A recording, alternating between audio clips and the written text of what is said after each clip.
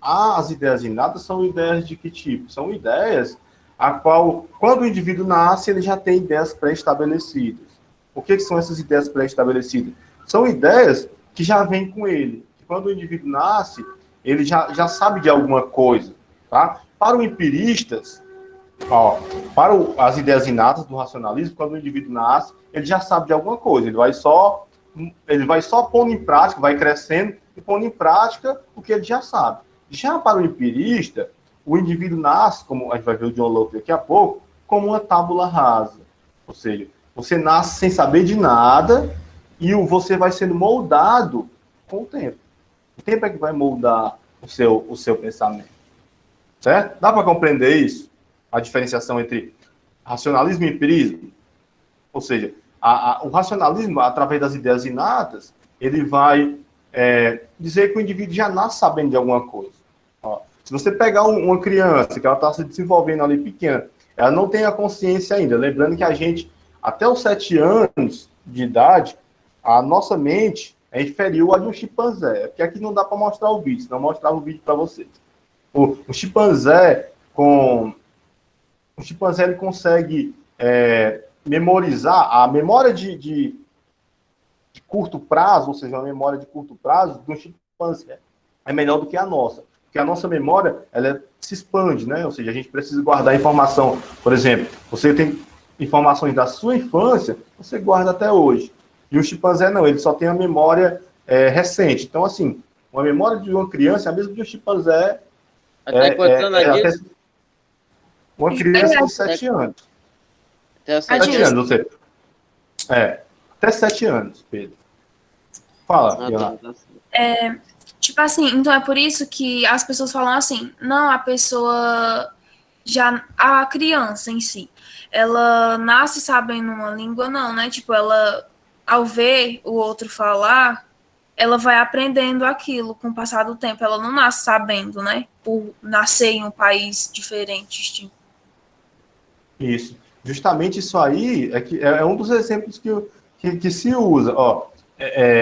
Por mais que eu nasci no Brasil, mas se eu for muito pequeno lá para os Estados Unidos, eu vou aprender a falar inglês. Se eu não tiver convívio com ninguém que fale português, eu vou aprender a falar inglês.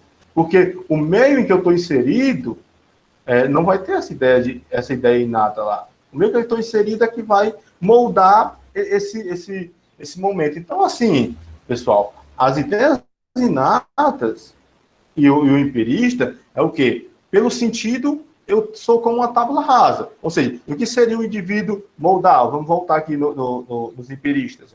Estão vendo o slide aí, né? Só me confirme aí. Sim. John Locke entendia que a experiência e o forte conhecimento, tudo se constrói com base no sentido. A mente da gente é como uma tábula rasa, do simples ao complexo, da experiência à reflexão. No sentido deverão perceber as coisas, o mundo, transmite a mente em 2 etapas. Experiência externa e a percepção da mente. Ou seja, para o John Locke, ideias inatas. Eu já nasço sabendo de alguma coisa. Racionalismo. Isso vai cair na prova, viu? Não tem nem perigo de não cair. Ou seja, ideias racionalistas, ideias inatas. Eu já nasço sabendo de alguma coisa. Ideias empíricas. Quando eu nasço, ao meu nascer, eu não sei de nada. E eu sou como uma tábula rasa, segundo John Locke.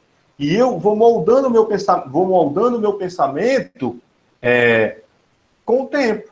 Ou seja, eu não sei de nada. Mas eu vou, na prática, através dos meus sentidos, de um esforço para andar, de um esforço para falar.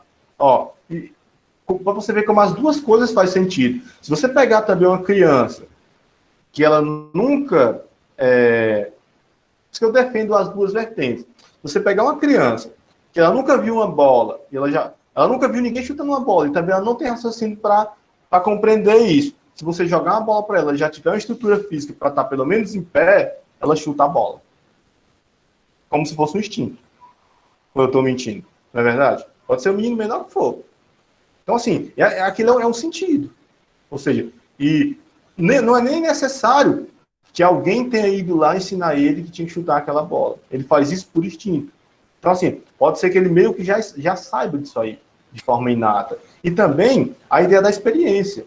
Ora, você fazer, a ideia de eu fazer, eu aprendo muito mais fazendo do que só observando. Se eu for fazendo, eu vou aperfeiçoando a minha maneira de me comportar perante ao objeto, né? Então, as duas formas de pensar do período moderno, por mais que sejam bem distintas, mas as duas fazem sentido. Tanto, pelo meio também, depois a psicologia lá com alguns teóricos da psicologia vão fazer essa junção também, da psicologia da educação. Um lar de uma criança, que as pessoas interagem com a criança, quando ela é muito pequena, a criança vai aprender a falar mais rápido, se ele tiver essa interação. Você ficar falando com ele, as pessoas às vezes não ficam assim, nem um retardadinho, né, assim, falando com a criança. Às vezes parece que a pessoa está falando sozinha, a criança não está nem entendendo, mas isso ali é um estímulo. A criança que ela é estimulada a falar, ela fala mais rápido. Não que a outra pessoa que não é estimulada não vá falar, mas ela pode ter um retardo nessa fala. Por quê? Pode demorar mais para que ela venha a falar. Justamente por quê? Porque não teve o estímulo do meio. Então, ou seja, isso é a junção das ideias empíricas e das ideias inatas. Ou seja, o empirismo foi estimulado na prática. E as duas formas estão corretas. Então, assim, para o John Locke, ou seja, a gente nasce como uma tábua rasa e vai moldando o pensamento com o tempo, pela simples compreensão das coisas. Para o Descartes, as ideias são inatas. Você já nasce sabendo de alguma coisa, você já tem algum tipo de racionalidade. E o Descartes, ele tem um pensamento muito complexo, né? Eu já falei do argumento do sonho para vocês, Descartes? Já devo ter falado, é uma das minhas teorias favoritas.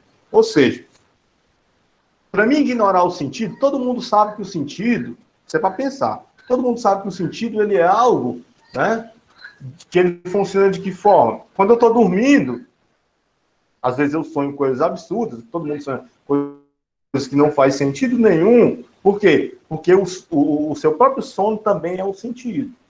Certo? Então, assim, alguém aqui já sonhou que estava sonhando, por exemplo? Na perspectiva do Descartes?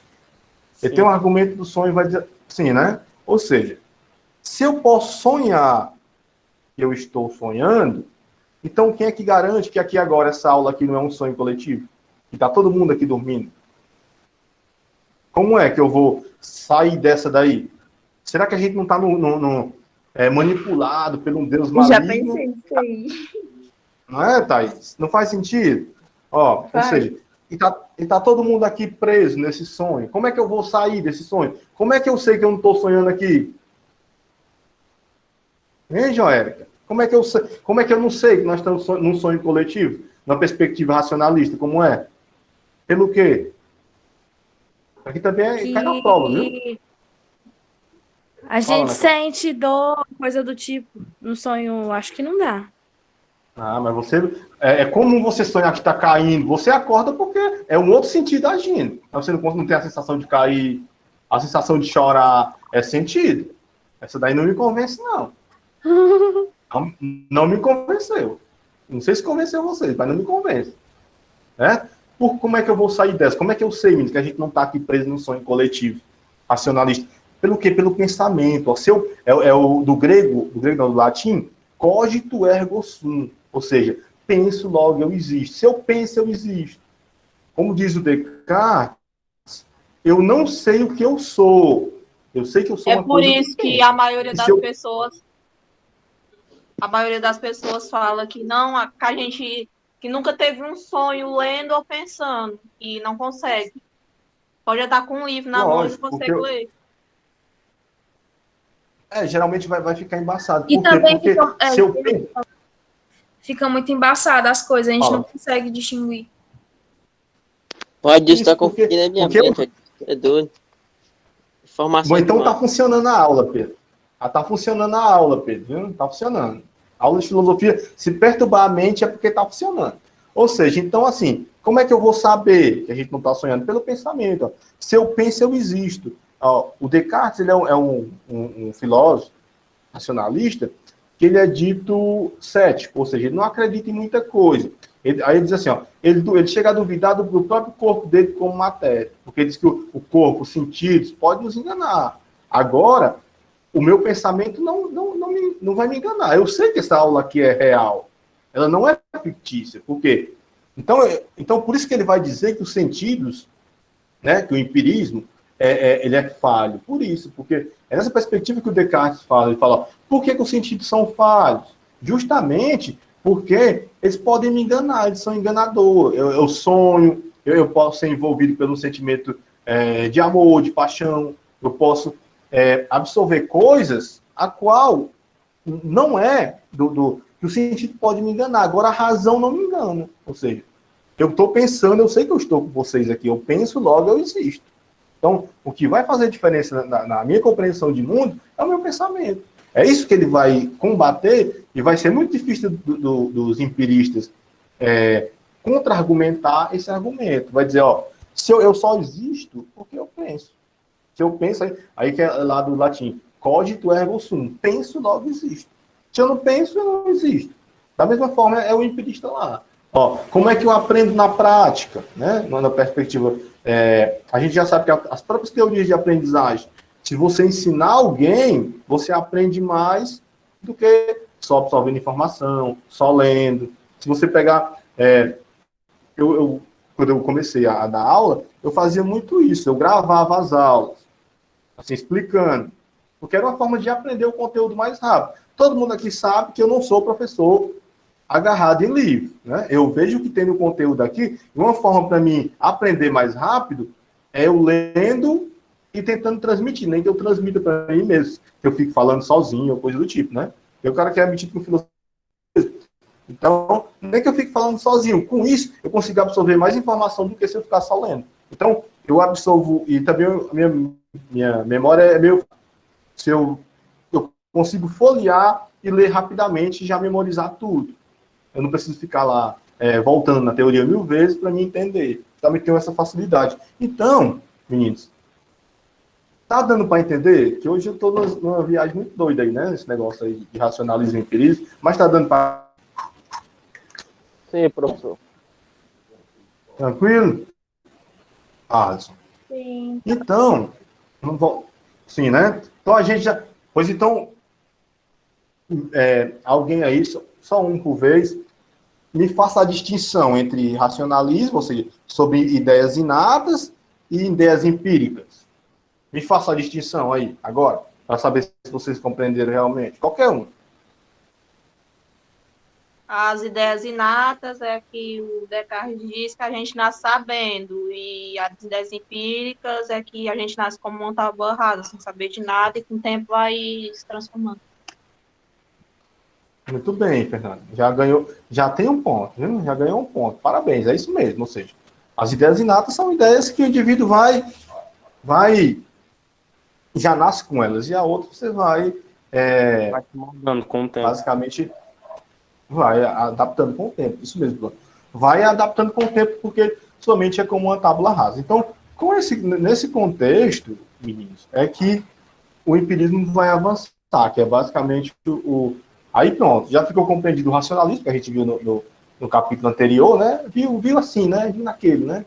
Viu meio à distância demais, né? Então, para o John Locke, a gente é como uma tábua rasa e a experiência externa e a percepção pela mente. Já apareceu outro empirista aqui, que é o David Hume, ele vai dizer que todas as ideias ou percepções mais fracas são imitação das nossas mais vivas, ou impressão. Muito fácil de entender isso, é impressões e percepções. Fazia muito tempo que eu não dava aula sobre isso, viu? Impressões e percepções. Se você passa por um trauma muito grande na sua vida, aquele lugar, aquele local, aquele momento ele não vai ficar marcado, você vai esquecer? Dependendo das... Não. Não, geralmente não. Se for algo que...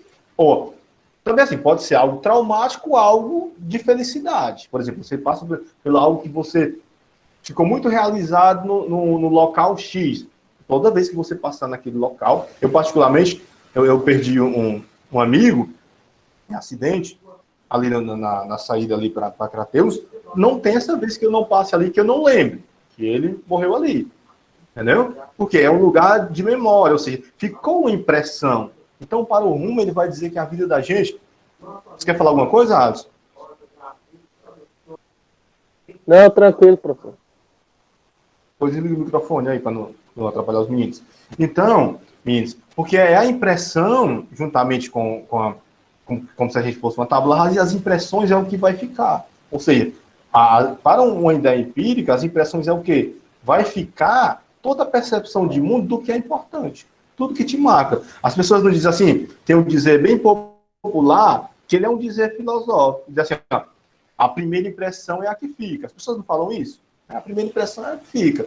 Por quê? Porque as impressões e as percepções são algo marcante. Ou seja, impressões é o quê? Como uma máquina de imprimir mesmo.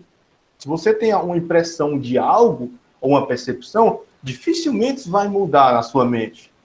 Né? Seria ser até uma forma de preconceito, né? Ou seja, um preconceito é algo que você não conhece, mas as impressões é algo mais forte, é algo que você conheceu e te marcou aqui. Entendeu? É que nem como a primeira vez que eu li Descartes. Pronto, aquilo foi uma impressão para mim. Me mudou, eu estudava história, não tinha nada a ver com filosofia. Eu achei o livro do método científico do Descartes no lixo, lá em São Paulo, e eu li. Isso ali me transformou. Assim, eu comecei a me interessar por filosofia a partir disso. Então, aquilo para mim passou impressão. Então, as impressões também na filosofia empírica, ela vai dizer que é pelas impressões, é o que vai ficar marcado. Então, é bem tranquilo de entender aí o David Hume. Então, e também tem o Francis Bacon, que a gente viu no outro capítulo, que ele também é empirista, que ele vai dizer a ideia dos ídolos, que a gente tem que se livrar dos falsos ídolos, mas esse eu acho que é bem tranquilo, a gente já estudou ele. Então, assim, para o racionalista, a verdade só pode ser conhecida mediante ao trabalho lógico da mente, independente das percepções sensoriais. É aquilo lá, de toda a argumentação do Descartes, mas tem mais um exemplo do Descartes aqui. O Descartes vai dizer que o mundo, ele você não consegue inventar nada. Tudo é mudança. Ou seja, você não consegue mudar nada, você não consegue inventar nada. Tudo já é ideia do que existe, as pessoas vão só absorvendo. Aí ele vai dizer, você pensar na ideia, obviamente é uma coisa que não existe, né, mas na ideia de unicórnio, ou seja, é a ideia de cavalo, o cavalo existe, é um cavalo com um chifre de qualquer outro bicho, dá certo. Aí ele cita no livro dele também a ideia de uma fada. Tem uma fada, que é uma mulher, né, a ideia de uma mulher e com asas de Anibel, ou seja, é a junção de duas coisas que já existem. Você pode ver que as ideias dificilmente saem disso. As ideias sempre estão rodeadas de coisas que já existem. Muito difícil uma ideia, os caras criou uma ideia nova do nada. Não, a ideia ela sempre está variando de algo que já existe. E o Descartes ele é um dos caras que explica muito bem isso.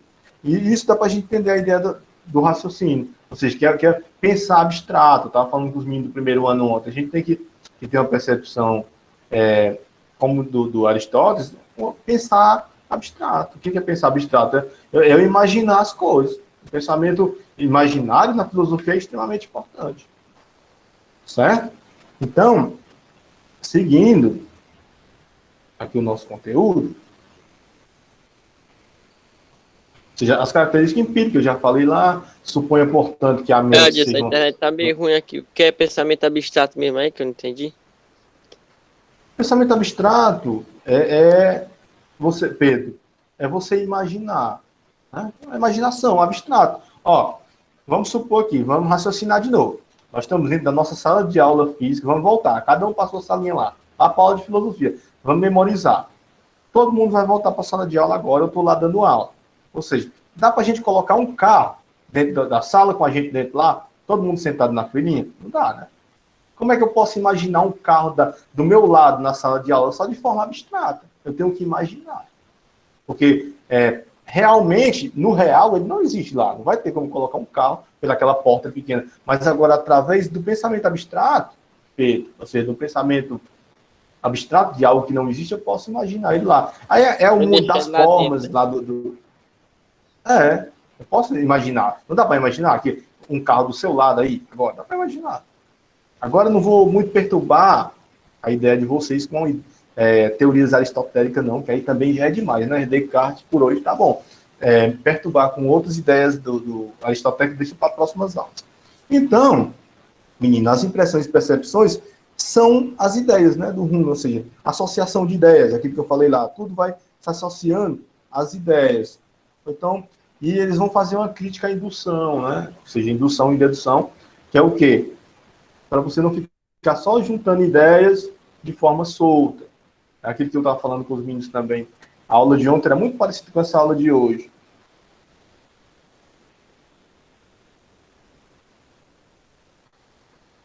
Assim, tá tão engraçadinho, né, gente? Então, meninos, essa percepção de mundo empírico e de mundo racional empírico é algo para a gente entender, é básico para entender na filosofia, tá? E compreender aí tanto o Hobbes, né, a ideia do ciência dos corpos naturais, corpos artificiais, isso aí é bem complexo. Eu não escolhi o Hobbes justamente porque isso seria algo bem complexo para a gente debater. Então, o Locke e o Hume é mais simples, porque eles vão só falar sobre a ideia das ideias empíricas de forma bem simples. Certo? Então, vamos para frente. A característica racionalista, eu já falei, percepção humana, do Descartes. De sorte, que após ter pensado bastante nisso, de ter examinado cuidadosamente todas as coisas, cumpre a fim de concluir, até por constante, que essa proposição, o eu existe, é necessariamente verdadeira. Todas as vezes que enuncio, que concebo o meu espírito, ou seja, assim, a ideia de existência só dá através da sua mente. Então, assim, é a questão do inatismo, ou seja, é algo inato. Assim. Percebemos que o princípio do racionalismo é a teoria do inatismo, ou seja, a crença de que ao nascermos, já trazemos conosco algumas ideias. Por outro lado, o empirismo fundamenta-se na crença de que nossa mente nasce vazia, e somente no contato com o mundo, por meio dos nossos sentidos, é que iremos construir as ideias. Então, pronto, ó, esse slide aqui é a charada, é para o cara memorizar, aprender mesmo, porque ele vai ser cobrado. Isso aí. Ou seja, é eu perceber as coisas de forma inata e perceber de formas empíricas, de forma bem tranquila. Ou seja, você acredita na existência de algo no conhecimento inato? A pergunta é para vocês. Bora. Vamos cada vez. Aqui, eu tava Oi. vendo aqui. E aqui tem isso aqui, ó. Ideias inativas é tipo o trabalho lógico dedutivo da mente. E, tipo, a gente vê... Isso. Aqui está dizendo assim, ó. A partir de uma ideia evidente e certa, poderiam ser deduzidas outras sucessivamente. Tipo, a gente deduziu uma coisa, que aí vai deduzindo outra posteriormente, tipo dominó. Muito bem, Ana Clara, é isso mesmo. Ou seja, por que ela é inata? Porque eu já sei de alguma forma. Lá vou eu perturbar vocês de novo. Ó, todo mundo já sentiu aquela... Desliga o microfone, Ana Clara. Por favor. Aquela sensação, ó, vai de novo no sonho. A sensação de déjà vu. Às vezes você está num lugar, do nada, você percebe, pô, eu já estive aqui, ou eu sonhei com esse lugar. Então, é extremamente comum isso. Já. O que é isso? Isso é percepção da sua inativa, ou seja, você só está fazendo... Ah, bom, Joara, que tu é doidinha, né? Você sempre percebe essas coisas mesmo. Então, ou seja, o que acontece com esse inatismo? Tá dentro da gente, aí você, pô, aconteceu aqui algo que chamam de déjà vu. Pô, isso já aconteceu, aí eu vou tentar pegar nas minhas impressões, aqui nas minhas percepções, quando que ocorreu? Pode ter sido, eu particularmente, eu não consigo lembrar quase nunca do que eu sonho. Eu posso sonhar, mas eu não lembro, é muito difícil. Então, ou seja, aí é pior ainda, porque quando me dá essa percepção, eu não sei de onde que ela veio. Então, isso é inato. Isso é o quê? É a forma de quê? De que o indivíduo, de certa forma, ele já sabe daquilo. É a prova de que eu já sei daquilo. Eu já passei, eu já experienciei, eu já tive uma experiência com aquilo, com a experiência da mente. Isso aí é o clássico. Ô, Adilson, Fala. eu vi em algum lugar que o déjà vu é a mistura da sua memória com da sua parte do cérebro da memória que se mistura com a parte do cérebro do tempo, alguma coisa assim, que geralmente é quando você tem os dias muito parecidos, tipo, tá de casa, se veste, sai de casa, vai pra escola, aí volta, aí depois no dia seguinte faz a mesma coisa sucessivamente, aí com o tempo vai ficando, tipo, que você tipo, déjà vu, vê de novo, porque os dias ficam muito parecidos. Aí a cabeça começa a se misturar e tudo mais. É a ideia, Ana Clara, é a ideia de que, e meninos, é a ideia de que, né, basicamente, pronto, um exemplo melhor do que a nossa quarentena aí, que os dias parecem muito do mesmo jeito. Agora não, que está um pouco mais flexível, né, por mais que esteja extremamente perigoso, fique em casa, se puder. Então, assim, mas antes, assim que começou a quarentena, os dias pareciam muito iguais. Então, isso dá uma percepção da mente, principalmente quando você tinha uma rotina, como a gente tinha uma rotina da vocês de estudo e a minha de trabalho, a sua mente, até desacostumar daquilo, vai levar um tempo. Vai desacostumar de que você tenha tá tendo essa percepção. Então, tudo isso é na mente, ou seja, tudo isso é inato, tudo isso é impressão, tudo isso é empírico, tudo isso é racionalista. Basicamente é uma junção de tudo. Então, meninos, esse é um conteúdo bem legal. Por exemplo, para Platão, ele acredita que se, né? Não vou nem entrar nessa do Platão aqui, não, que vai ficar muito complexo. Vamos parar por aqui mesmo pelas questões de natismo e de empirismo, senão aí vai misturar muito. Então, há um legado, que eles vão dizer, da probabilidade, ou seja, a probabilidade dessa junção. E aí, quem vence a teoria? Empírica ou racionalista? Vai ficar com qual teoria? As duas são melhores juntas. Mas só porque esse pessoal aí do século XVII brigaram a vida inteira e não chegaram a um consenso.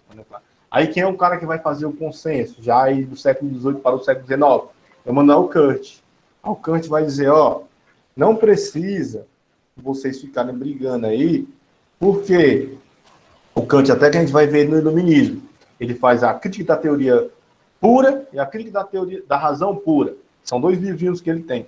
Então, até a gente vai dizer a questão da minoridade humana, a gente vai ver ele ainda nesse capítulo aqui, é muito legal. Kant também é um dos meus filósofos favoritos. Que quando a gente vai ver a próxima fase do nosso capítulo agora, que é o Iluminismo.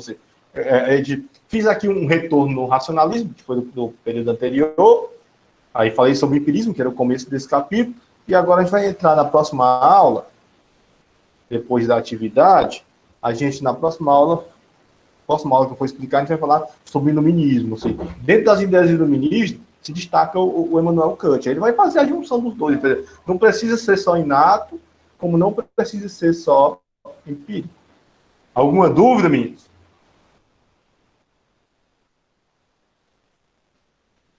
Vamos lá. É igual casamento. Fale agora ou caso para sempre. Não, eu entendi bemzão. Até melhor, eu acho. Oi? Que bom. E os demais aí? Estão dormindo? Só ter que prestar bem atenção Aqui, nas Adilson, coisas, tô para dormindo, não não. ficar se confundindo. Tá dormindo não? Graças a Deus. Já tá batendo soninho, mas não tô dormindo. Eu também tô Ainda entendendo bem. tudo também. Graças a Deus. Então tá bom demais. Então tá dando certo, né?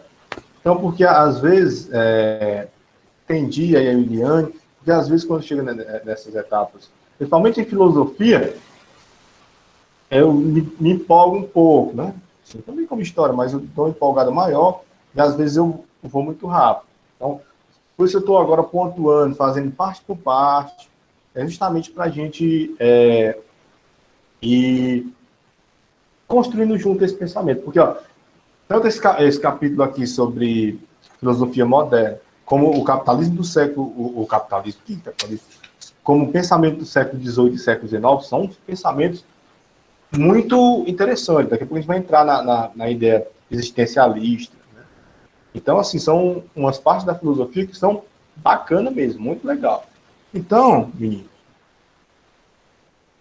espero que vocês tenham realmente compreendido, porque é um capítulo, é uma das partes da filosofia que eu mais gosto, filosofia moderna e contemporânea. Então, assim, é algo que vai dar para a gente acrescentar bastante conhecimento. Então, ó, eu falei tanto que livrei até vocês da atividade. Eu ia passar uma atividade, não deu tempo aí, Pedro Érico. Não deu tempo de passar a atividade. Eu tenho que ficar para a próxima aula. Não vou passar agora, não. Também. Graças a Deus, né, Edson? É doido. Não, rapaz, tem que fazer atividade, cara. Tô zoando, pô, tô zoando. Manda lá no Google Class, pô. Nós faz. Não, eu vou mandar junto na outra aula, porque já tem aqui o finzinho de cada período. Desliga o microfone. O fim, aqui, esse livro de filosofia é bem montado, no sentido de cobrar a atividade depois de cada módulo, né? Então, eu te deixo para a próxima Tá aula, certo. eu vou colocar lá no Google Sala de Aula. Tá? Mas hoje não, Tá certo. tem se livrar. Acabou a aula, Rádio? Não, peraí. Falta aqui.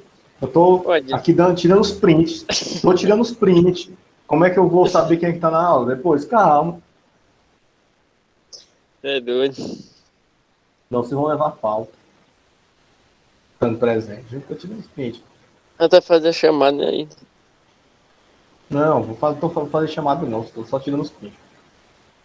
Eles são a chamada. Então, meninos, já que vocês já estão sabendo de tudo, tá bem tranquilo, né? Nossa aula é até 2h40. Vou deixar a atividade realmente para outra aula. Então, eu espero que tenha ficado bem tranquilo essa questão do empirismo. De novo, eu queria parabenizar vocês pela participação nas aulas. Semana foi muito legal, né? E é porque, somente para o segundo C e para o segundo D, haja... não posso usar essa palavra, né? Que está gravando. Haja paciência, né, comigo, porque são 3, 4 aulas minhas,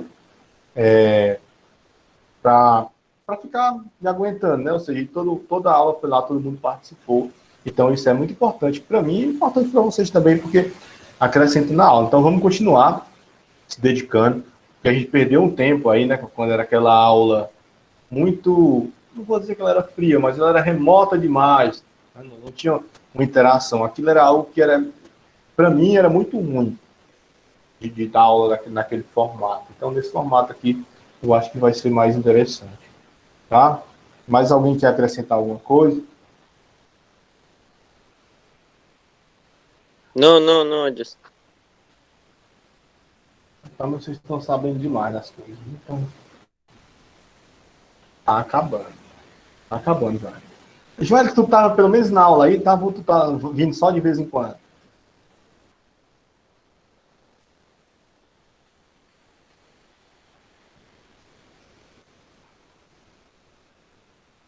Então, ó, então vai ficar para vocês aí pegarem como leitura, né, do livro, né, da 271 a 276.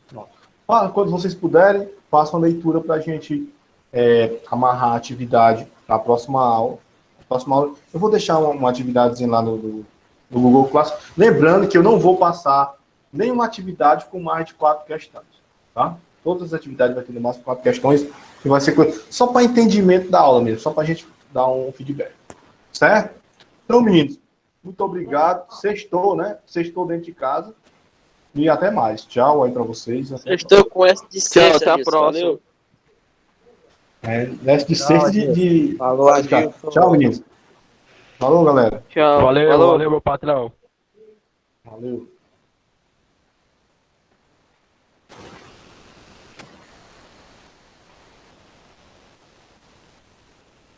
Tchau, Adilson. Tchau, meninos. Até a próxima.